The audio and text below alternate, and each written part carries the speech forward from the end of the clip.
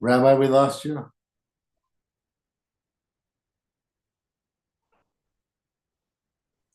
We lost you, Rabbi, for a second. I don't know why. Okay, we're holding here in the. Let me share the Gemara again on the screen. But we're in Daf Chav Dalet Amud Aleph 24a, and we're discussing many different halachas, laws of haftorah. At the end, we'll go through the Alter Rebbe Shulchan Aruch, a few of the halachas, a few of the laws of the haftorah.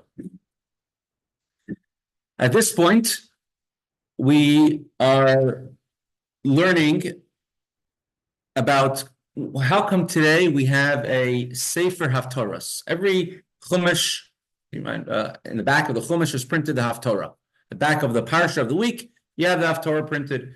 Many shuls have a Sefer Haftorahs, a book of Haftorahs with Haftorah printed in big, large letters. We don't have a parchment, a Sefer Torah written like a Megillah. What are the reasons for this? And what differences are there in the haftorah today because we don't have a haftorah written on special ink with a special Torah scroll, gvil parchment with the lines scratched out? What are the differences in halacha? And this we're all going to go through today. But one of the main things is that you're allowed to skip around when you read the haftorah. You don't have to only have consecutive readings, and like many minhagim is you add on at different times, different parshios, different amounts. For example, if it's Rosh Chodesh, and Rosh Chodesh is on Shabbos and Sunday, so on Shabbos you read the haftorah of Shabbos Rosh Chodesh, and the next day you read the haftorah of, and if Rosh Chodesh would be only on Sunday, you read after of Machar Chodesh in Shmuel, and our custom is that we add the first and last pasuk, first and last verse of the other haftarah. You have Shabbos Rosh Chodesh Chanukah has his own haftarah, and sometimes we add more psukim from the other haftarahs, the first and last one. And you're allowed to do it because in Navi you're allowed to skip around. However, can only skip around in Navi only from the times of the Gemara, only if the words and if the verses that you're skipping around to are close enough to each other that it's not going to take up time from the tzibur, from the shul, from the congregation, waiting for you to roll the Sefer Torah. If it will take up time to the Sefer Haftarah, if it will take up time, then you cannot skip around from place to place. Nowadays, everything is printed. You could just have printed whatever you're reading, and that's just fine. You could have even psukim verses of Torah, which comes from a different area, a different chapter, a different book. Not a problem. So let's read the Gemara inside. 23. I don't have our article in front of me. Probably 23a2. That's my guess. 24a2. Medalgin benavi. The Ein Medalgin B'Torah. When you read the Navi, the prophets, you're allowed to skip around. Thank you, Mike. You're allowed to skip around the Navi from place to place, but you're not allowed to skip around in the Haftorah. Yeah, 24a1 actually. Viramini, and the Gemara asks a question. Here, you have the Kohen Gadol on Yom Kippur. Let me just bring up a illustration of it over here. Here's it's called Avodah companion on Yom Kippur. The Kohen Gadol had a very, very busy day. It would take over 10 days of preparation, over a week of you have to be sequestered. And on Yom Kippur, he had an extremely busy day. And in the midst of it all, he would bring karbanos, he would separate make lotteries, go into the Holy of Holies 4 times. He would go to the mikveh 8 times that day, change his clothes 4 times. He wouldn't sleep the entire night before, correct. The entire night of Yom Kippur, he would not sleep. He was not allowed to eat, even Erev Yom Kippur, very minimally, so he shouldn't become tired from the food. So the Kohen Gadol, of course, had a very full day. You can imagine Rabbi Yochanan Kohen Gadol was Kohen Gadol for 80 years, was no youngster. And in the middle of the Avodas, he goes out, and although this is a illustration not of the day of Yom Kippur, but the Kohen Gadol, where is it? Would go out and he would read. So I thought I had it here. He would read here. Here it is. The Kohen Gadol here is reading the Sefer, reading the Torah in front of the people. Here he's wearing the big dikuna. You see, it's a drawing from not the day of Yom Kippur, but it says the whole entire week before Yom Kippur, the Kohen Gadol would teach a shiur in halachas of avodah, service in the Beis Hamikdash on Yom Kippur. So the Kohen Gadol is reading, the high priest on Yom Kippur, the Torah to everybody, and he would read. He would be skipping around a little bit. Let's go over here. First, he would read in Vayikra, in Parshas Acharemes, chapter 16. He would start off reading chapter 16, which is actually the Torah reading that we read today in Shul on Yom Kippur in Shacharis. And actually, the end of Parshas Acharemes is what we read in Shul during Mincha on Yom Kippur. So chapter 16, and then the Kohen Gadol, the high priest, he would skip to chapter 23. Chapter 16, in the beginning of Parashat Acharemes, says it's a portion of the Torah which Hashem tells Moshe everything the Kohen Gadol, the high priest Aaron, would have to do in the Beis Hamikdash on Yom Kippur. How many times he goes into the Holy of Holies, everything he does, etc. Chapter 23, it's in middle of Parshas Emor, when this is Hashem telling Moshe about all the Yom Tovim, all the Jewish holidays. And in the middle, he says, there is a holiday called Yom Kippur. And Yom Kippur tells you what you could do, what you can't do, right? Which is verse 26 over here until verse 32. You have to fast. You have to special offering to Hashem. You cannot. You have to also abstain yourself, afflict yourself, which that means not eating, drinking, not to wash yourself, not to smear yourself, relations, etc. And the punishment for it. So also the Yom Kippur is discussed in Parshas Emor. So between chapter 16 and chapter 23. It's 7 chapters difference, and in the Sefer Torah, it's about 3 or 4 columns different between. The question is like this: the Kohen Gadol, he would read Acharemes. First, he would read chapter 16 on Yom Kippur in front of everybody in the Beis Hamikdash, and then V'ach Ba'asar, and then he would skip to chapter 23, and he would read about the holiday of Yom Kippur and the Torah. Isn't he skipping around? Didn't the Mishnah say that when you're reading the Torah, you cannot skip from section to section? How could he skip? Amar Abaya says, Lo kasha, it's not a difficulty. He is allowed to skip around. When is a person not allowed to skip around in the Torah when he's reading the Torah? This is when he is making an interruption. Because if you're moving the Torah from place to place, you have to roll it. It's going to take time. But when the Kohen Gadol on Yom Kippur would be reading the Torah in the Beis Hamikdash, he went from chapter 16 to chapter 23. It's only a few columns in the Torah. And of course, in the Beis Hamikdash, the Kohen Gadol, high priest, when he read the Torah, had a Turgaman. He had a translator translating verse to verse.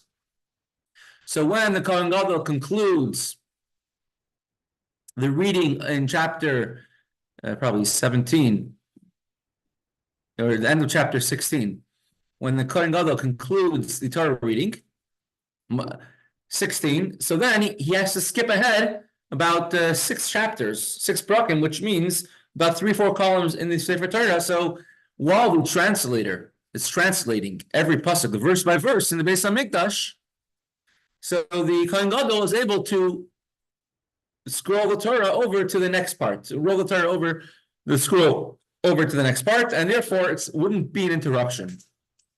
People will not get confused. And in the Beis HaMikdash was a translator because there were many people who did not know how to learn, not to understand. Even Rabbi Akiva, till the age of 40, didn't even know the Aleph Beis. For sure, he never learned the Torah.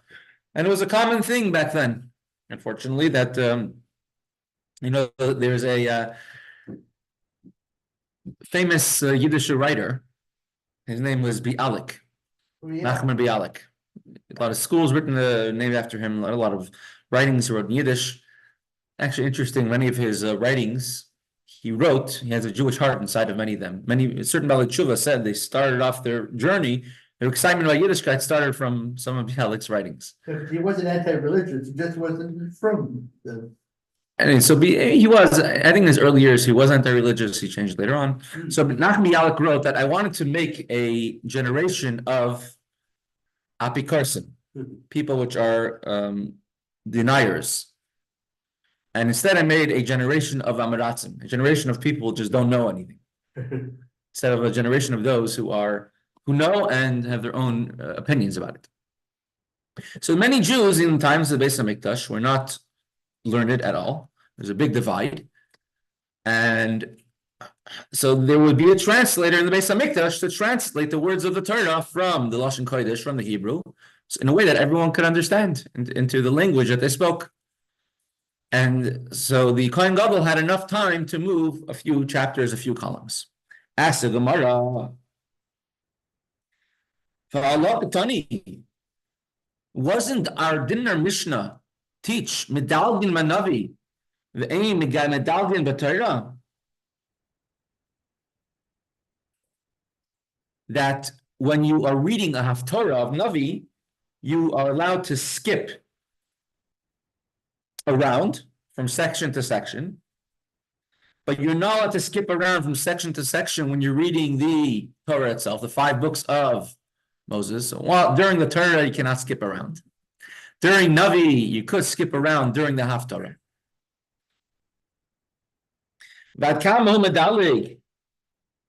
And how much are you allowed to skip around when reading the haftorah?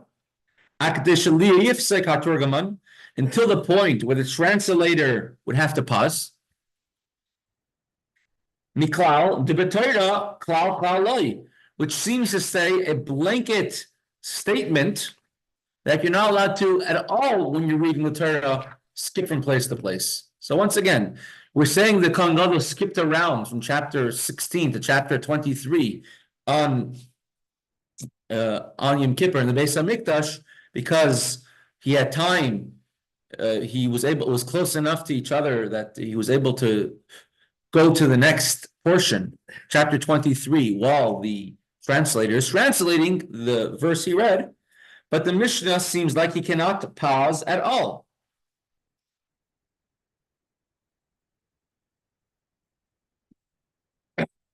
Answers the Gemara. Ella Amar Abaya.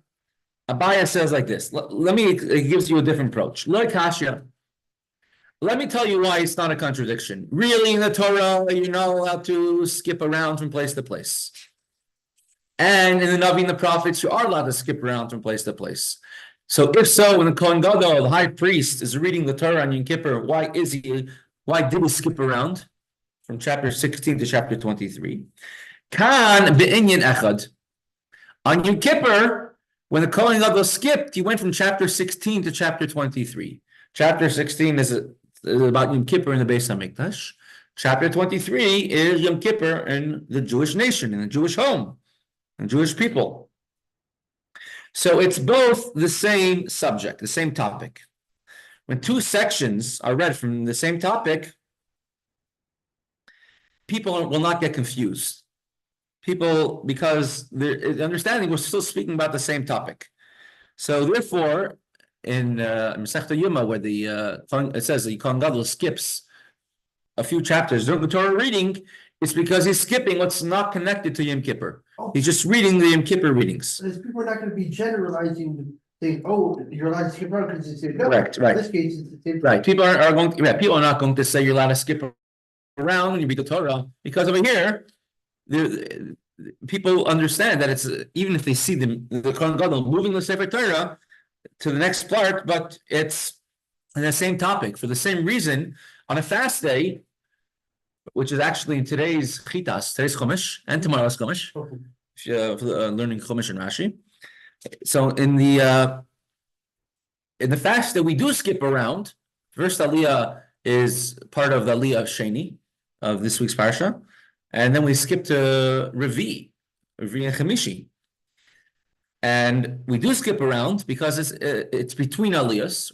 We only have to roll one column over, so it's not really, you can't even tell that they're actually moving over from place to place, from chapter to chapter, and it's the same topic: Hashem forgiving the Jewish people for sinning during the time with the golden calf.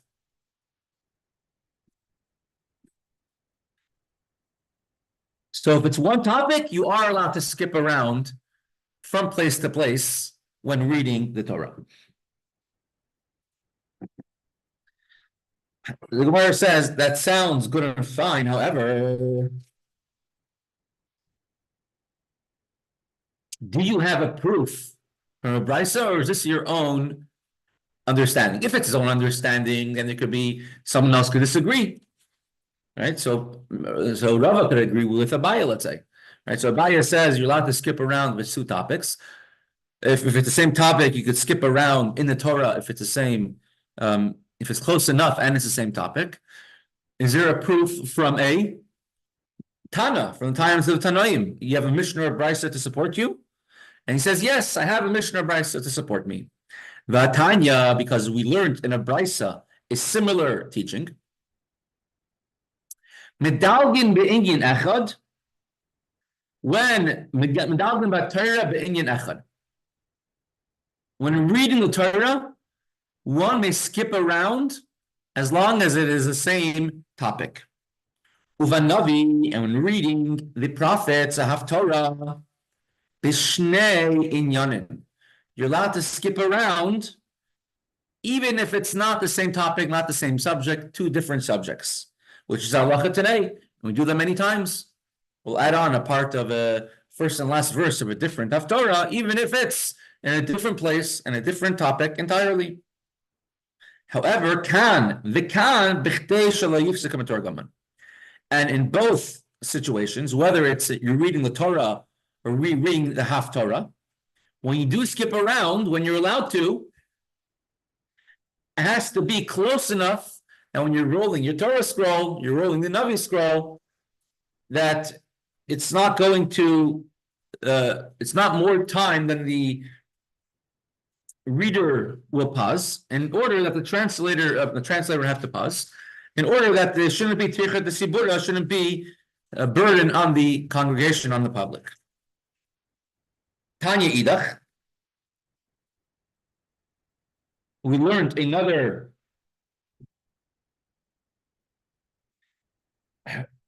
in another brisa a similar thing, a second brisa teaching from these times of the Mishnah to support that you're allowed to skip around when you're reading the haftorah of Navi. Ein medalgin minavi lenavi says you cannot skip around from one book of Navi, one book of the prophets, to another book of the prophets. So let's say you're reading haftorah from Hosea, you cannot add on psukim from Tzanya. See here on the screen. That you cannot do. For example, Yeshua to Shoftim, because if you're going from two different books, people will get too confused. The Ritva adds on over here that also it might take too long to go from one to the next. Sfas Emes, the first Ger Rebbe, he writes that not necessarily, because you can have it in two different ways. Let's say you have the end of one Navi and the beginning of the next Navi, right? So the end of, let's say the end of Micha and the beginning of Nachum, or end of Nachum and the beginning of Habakkuk. but seemingly that would be allowed. It doesn't take up time. So that's his question in the Ritva. Or he says, why don't you have two books in front of you? I have one haftorah book in front of me and a second haftorah book in front of me. And I can read two haftorahs, just like that.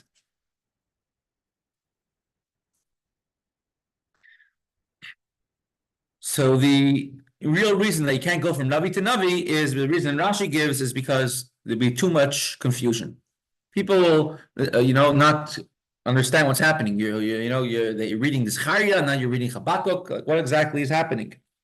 However, of Navi Shneim Asar, when it comes to Terei Asar, Tiferes is one book. Terei Asar is one book, but has 12 prophets inside of it. When it comes to the Terei Asar, it's one book, but 12 shorter Nevi'im. Some of them are very short, and some of them are like a little bit longer, but 12 shorter Nevi'im. Medaleg, you are allowed to skip around from place to place, from book to book, because all 12 of them are considered to be one long Sefer of Navi. As long as you don't go backwards. You can't start from chapter 11 and go back to chapter 2. That's within one book. And nowadays, when we do Navi, you are allowed to go in a different order. Meaning, even though, let's say, just to pull up on the screen here, even though Shmuel comes before Yirmiyahu, and the haftorah of Shabbos Rosh Chodesh, let's say, is Yirmiyahu, I think, or Yeshaya, and then we add on the first and last verse from the haftorah of Machar Chodesh, if the next is Rosh Chodesh, which is in Sefer Shmuel, which is earlier in Tanakh. That's not a problem because it's two different books. But within one book, within one Sefer, I'm not going to do the later chapter before the earlier chapter. You do have several haftorahs where you skip around within one book, and then you always have the earlier one before the later one.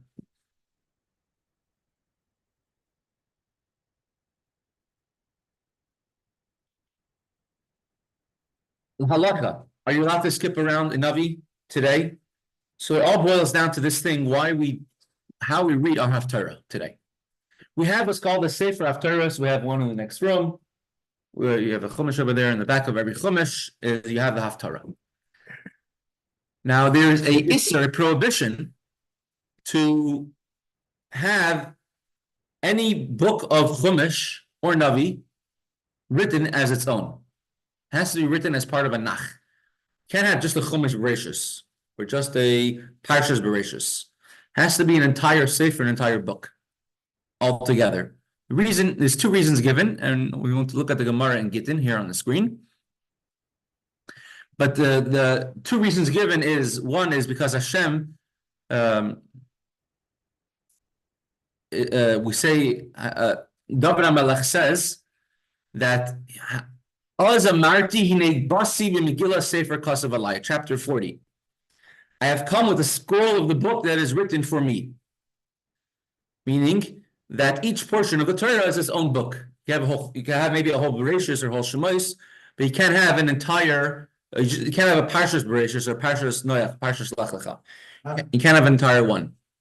Only exception made is if you're doing it to teach little children, and the children should know that it's not kosher, or you're writing it and you didn't yet finish it, the children could still learn from there. Hashem told Moshe Rabbeinu in Parshas Hazinu, it says Bracha, it says Lakoyach HaSefer Torah Azos, take this Torah, meaning the entire Torah as one. So we see there's support to say that every book is separate, or the entire Torah is one long book. If a Torah is invalid, if a Torah scroll is, let's say you're reading it and you find a letter that's invalid, you have to take out a new Sefer Torah. However, let's say I only have one Sefer Torah and it's invalid, and the Torah, and let's say it's Yom Tov, and the haftorah, so the Torah reading is a Chumash Vayikra, and the maftir is in Chumash Bamidbar. And if it had something invalid in one Chumash, in Chumash Vayikra, you're allowed to read the maftir from the other book, because one book, each book is sort of its own separate entity. Every Bereshis, Shmois, Vayikra, Vayimidbar, and Devarim are all their own separate entities. So as the Gemara says, you're not allowed to have a book of Nach written on its own. A book of a Torah written on its own. All has to be written as a large book together.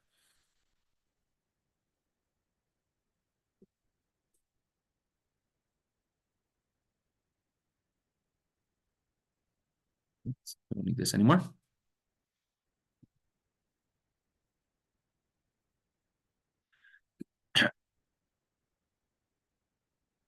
So since it's all its own separate books, you need at least every single book written by itself. So a haftorah is usually just a chapter or two of a book, of a certain sefer. So how could you have a book of haftorahs written? You can't. You're not supposed to. And look at the Gemara over here, Mesechta Gittin over here, Daf Samach Amud Aleph. The Gemara itself already references what's called Chumashim, a Chumash, and a Sefer Haftarta, a book of haftorahs. Now, there was no printing presses back then, so everything was written by hand. And instead of writing, you're in shul, you need a haftorah book. Instead of writing an entire Sefer Torah, every book was precious. People had to learn, so they write the book of haftorahs. So Rabbi and Rabbi Yosef said that ein kurin b'chumashim b'beis hakneset b'shum kavod hatzibur. You cannot use a chumash in a shul out of respect for the community. What is a chumash? A chumash is where a portion of not an entire Torah scroll, just a portion, let's say one parsha, Parshas Bereshis, Parshas Noach, Parshas Lech Lecha. Can't use that in shul. And you can read from there. In addition, he says, if you have just a chumash Bereshis, and then just another scroll of Chumash Shemais, you can't use that because to honor and to respect everyone in the shul, in the congregation, the community, you have to have an entire Chumash. Rabbi Rav Yosef, Rabbi Rav Yosef will say, "Hai Sefer Haftarta, Asur L'Mikrubei." A Sefer Haftarta, a book of haftorahs, you're not allowed to use in shul. B'Shabbos on Shabbos. My time, what's the reason? Because you're not supposed to write such a sefer, such a Torah scroll to begin with.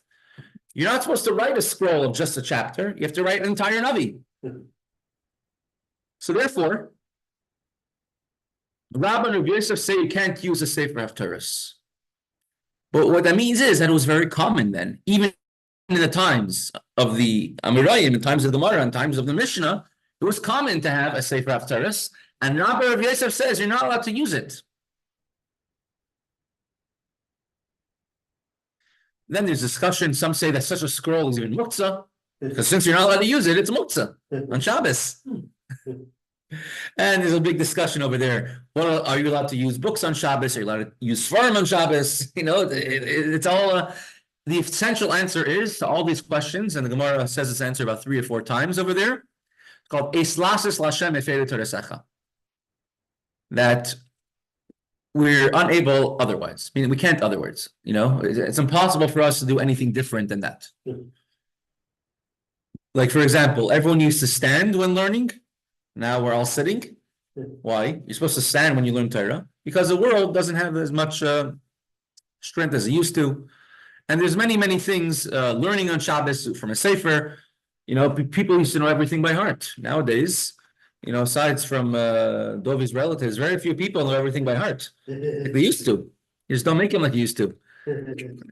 And therefore, you're allowed to use Svarim, which are written on parchment, which are not which are only portions of a Sefer Torah. So that's essentially the answer. Eis Lasses Lashem. Now, historically, especially in Jewish communities, especially in the times of the Mishnah and the Gemara, were very poor. Middle Ages, everyone was very poor. And if you see over here, this is X out of. I'm just going to bring up online right now. There are some people today which use a Sefer Haftarahs. The Mishnah Brewer writes you should definitely use, if you're able to get a book for Haftarah, you should do it. It's actually very interesting. You call up someone for haftorah, and it looks just like a Sefer Torah. So that means a person has to prepare the haftorah before. So what they would do is it'd be sort of like an aliyah to the Torah. The Bal Koreh, the one who reads the Torah, would read the haftorah, and the person would just say getting the aliyah would say the bracha before and after. And read it off of the scroll. And then the Bal Koreh would read it, and read it off the scroll. It's like sort of getting an aliyah, except that instead of the aliyah being from the Torah, it's not from the Navi, from the prophets. But here's just a Megillah. Here's a sefer that I happen to know. It lives in Monsey. Just the Megillah, which is about 10 columns, is $2,100 to $3,500 for a Megillah. Okay. Right? The Sefer Torah could be $40,000, $50,000 for a Megillah. It's just not feasible, at least for definitely back then, for everyone before the printing press, for sure. When the only way to learn was from a written parchment, was to have your own Megillah. Here is a Sefer Haftorahs. It's on eBay. See Sephardi, it's beautiful with beautiful crowns and cases, and this is $13,500. That's already cheaper. Correct. It's a little bit cheaper, but this is used, or maybe it is new. It says written on cloth. To me, it looks I don't know. It might be written, might not be written. I'm not sure exactly. It looks to me printed on cloth, but I don't know. I can't say for sure. Is it being sold on Amazon? You can find these. I would not buy any tefillin or mezuzahs from Amazon or eBay. Only buy from a place where a reputable source, a cipher. To know where they are. There's nowadays, unfortunately, robots which could write the Sefer Torah. They did discover some non-reputable, probably not whatever, people which they are hiring girls in Vietnam to write mezuzahs. That is really disgraceful. It's disgraceful, yes. You have to, when you buy a Sefer Torah, tefillin, mezuzah, you have to find the birth certificate. You're not just going to go to a garage sale and buy a original Picasso because a guy told you to say Picasso at a garage sale, right? You're not going to buy a sculpture because a guy told you. You have to be able to have a birth certificate for it. You have to know who the cipher that it came from is. Yeah. I mean, I bought my wife a necklace which has but that doesn't need to be kosher. Here's another Sefer Haftorahs, 38,000 shekel. Not sure how much that is today. 30,000 shekel, but that's still probably about $10,000. So it's not cheap, but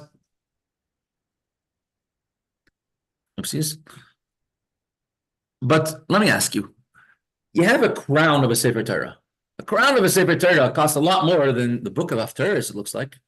People buy beautiful ornaments. Shuls cost multiple hundreds of thousands and millions of dollars to build. If this is so important to have a Sefer Haftorahs, a book, a scroll of Haftorahs, why don't we do it? Our Rebbes, our Chabad Rebbes, didn't stop at anything to do a mitzvah.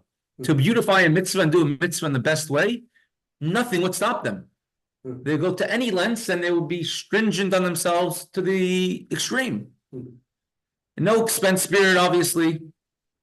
There's many stories of all of our Rabbeim doing it, all our Rebbes, paying for private planes to come, during the Russian Revolution to bring a esrog from Italy.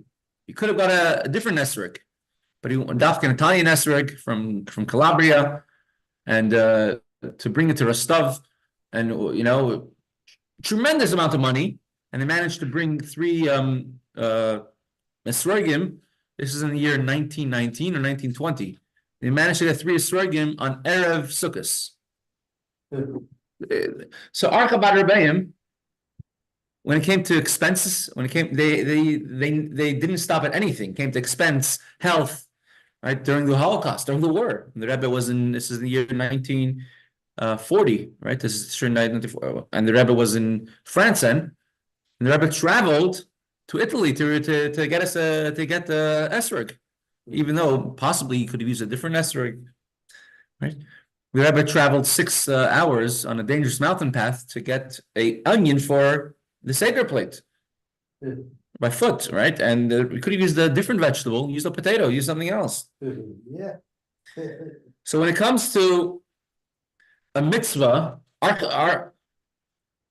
especially a mitzvah which is semi-affordable, right? It might be more expensive than the Sefer Torah, because look at a Sefer Navi.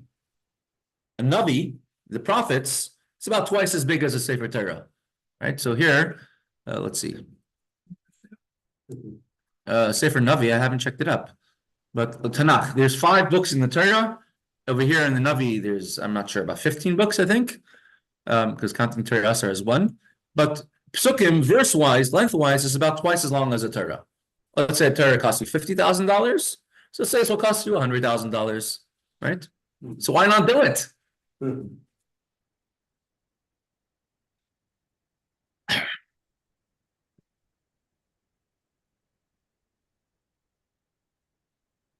So let's look a little bit in just a few halachas. Skip this, close that. I heard Shiur Torah has a scroll of nothing. The Rebbe himself had one in his office. You can still see, if you go to the Rebbe's room today, you can still see it. They say the Rebbe used it on Erev Shabbos when he was reading the haftorah, like during Shnai Mikra, before Shabbos, you review the parsha. The Rebbe himself had a book of haftorahs. I think actually. And a lot for many years, it was on the Rebbe's desk in his room. But you would need not a sefer haftorah, but a sefer of Navi, an entire prophets. Oh, yeah, no. You do have sefer haftorahs, but again, why are you allowed to do it? And is it better? Is it preferred to do it?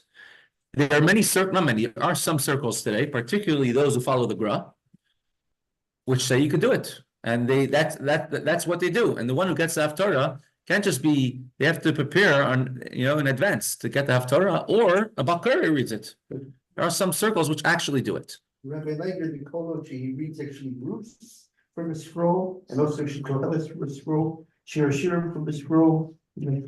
So nowadays we have the advent of the printing press. Yeah. Right, thanks to Mr. Gutenberg. We have the printing press. And a fascinating Ritva, I think, which says that since the printing press is done by hand, it takes the place of a Sefer Torah. And therefore, you would have to, since once again it is feasible to have an entire Sefer Torah, you have to read it only from a valid Torah scroll. The reason why we the reason why we don't have it until now is because it's not affordable or it's not easy.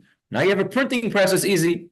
And he says, even if though the ink is not the same ink used in the Sefer Torah, but you don't need, the ink doesn't make a difference. And even though and he goes through a few different things. And even though it's printed back to back, it's not printed like a scroll, still okay, so therefore you would have to use specifically a sefer, a written nevuah, a written navi. Let's look at what the Alter Rebbe says in Shulchan Aruch. Here's a beautiful website called Shulchan Aruch Harav, which has many halachas about this. It's a known thing. The Rebbes would use, the vast majority of the Jewish people use a book of haftorahs that's printed, not rolled up similar to a Sefer Torah.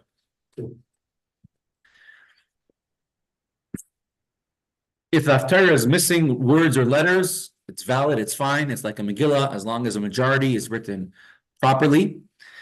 Just read the Alter Rebbe Shulchan Aruch inside, and with that we'll move on to the Kuntres Umaayon. Let's look at number Dalin. Alpha P. This is Alter Rebbe Shulchan Aruch. This is halachas haftorah. The brachas is siman reish pei dalid 284. Alpha P. Sefer Torah chaser afilu es achas eikarin by. Although you may not. If a Sefer Torah is missing one letter, it is valid, it is puzzle, and you cannot read the Torah from there. When it comes to the haftorah, it does not need to be complete. As long as it's there. You're not allowed to read the haftorah by heart. If you are in a shul which does not have a haftorah, but somebody knows it by heart, you're not allowed to say it by heart. You have to go to a place where there is a haftorah that's written down. You're not allowed to do it by heart because you're not allowed to say the oral Torah by heart. You're not supposed to do it. An interesting question would be, let's say it's on a phone, it's on a digital screen, it's not an actual screen. are you allowed to read it by heart? Are you allowed to read it from the screen? Is it considered to be printed or not? And it's actually very interesting because it doesn't necessarily have to be written on a parchment or printed. If you the Gemara Mesechta Gittin, the bottom of the page, right, talks about how in the Beis Hamikdash, in the Holy Temple, there was a very wealthy, prominent queen. Her name was Hilni Hamalka. Hileni Hamalka. She was, I think, originally of Greek descent, and she became. And she converted to Judaism. Her and all of her sons. They actually found her house where she lives in the old city of Jerusalem, in the city of David. And the Gemara Mesechta Sukkah talks about how every one of her sons had a sukkah, and from there we can learn the size of the sukkah of how big a sukkah has to be. She was very famous. She was 21 years a Nazira. A Nazira is one who does not cut their hair, drink wine, or become 21 years. Because she was living in Syria, outside of the Holy Land, and she was a Nazira. She took it upon herself for 7 years to be a Nazira. And after 7 years, she thought she was over. She came to the Beis Hamikdash, Holy Temple, and then they told her, you can only be a Nazir in Eretz Yisrael, in the land of Israel. It doesn't work to do it outside of Israel. Because Avir of Eretz Am Tameh, you're not allowed to become the Tameh Lames, impure to any dead body or anything that touched a dead body, and everything outside of Israel, outside of the Holy Land, is cheskas. It's assumed that it touched a dead body at one point. You know where the cemeteries are, because only the Jewish people have been careful about where they bury people, but not the other nations. So she had to do it another 7 years after she came to Eretz Yisrael, and she was settled in Yerushalayim. At the end of the 7 years, by mistake, she became Tameh, impure. And then you have to redo the entire thing. So she did another 7 years, and only after 21 years did she finally finish her Nazirus. Third time's a charm. So Hileni Hamalka, over here on this page, you'll see that she donated to the Beis Hamikdash here.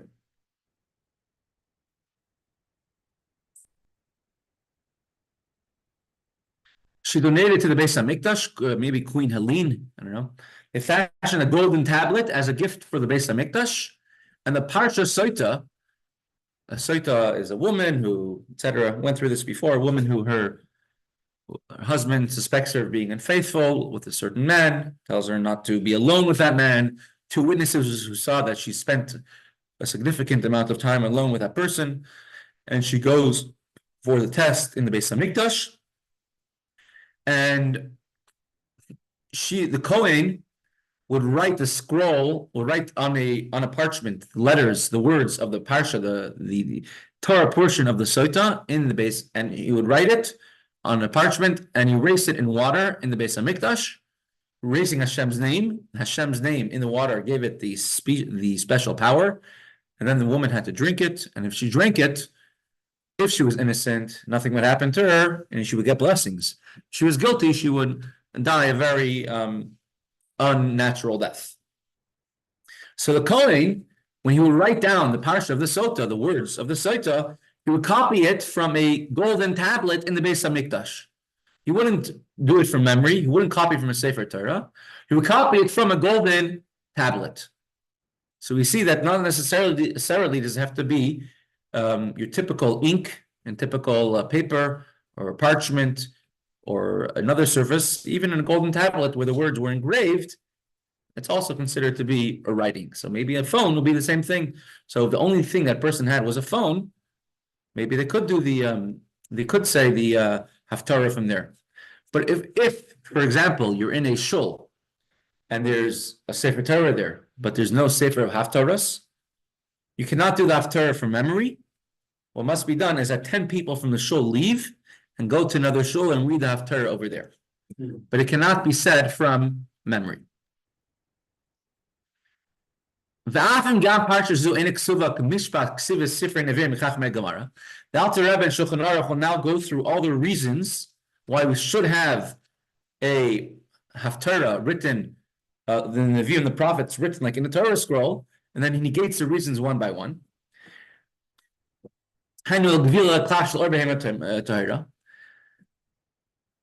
Even you can read haftorah even if it's not written on parchment from the hide of a kosher animal, like the halachas, like it was done during the times of the Gemara or the Mishnah, where they had a proper parchment for a Torah scroll material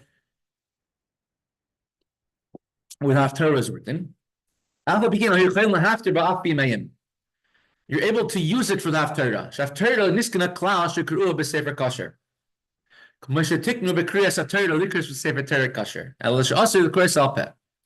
They never, when the sages said that you must read the haftorah, they never said it should be done from a kosher sefer Torah. It could be done even from a non-kosher sefer Torah, just from a chapter book. The av should be made by also lichta parchment b'fnei atzman.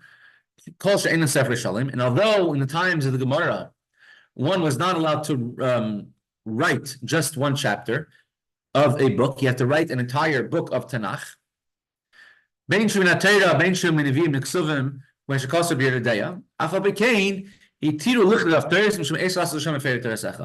because there's no other way, therefore they're allowed to write just the part of the haftorah.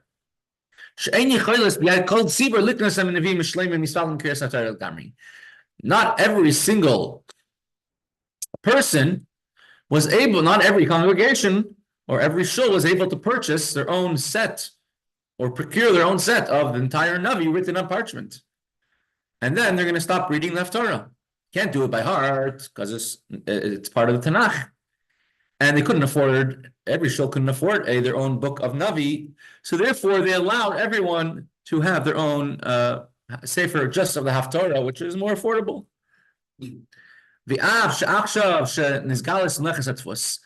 Nowadays, we have, present age, we have the invention of the printing press. And it's not expensive to buy a book of haftarahs. You don't say you must have the entire Tanakh. There are some places which read from a Tanakh, but the majority of places don't. They read from a book of haftarahs. Because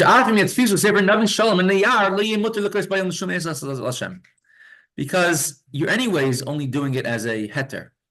Because the reason why you're not doing it from an actual written parchment scroll is because of the sages allowed it, because there's no other way. So reading from paper is the same thing. If it's not written on kosher hide of a kosher animal, and it's not print, and it's not rolled up like a sefer Torah, you're doing it only because the sages allowed it, and therefore it could be allowed even if it's not a complete book. So you don't need a nach. It could be just the haftorahs themselves.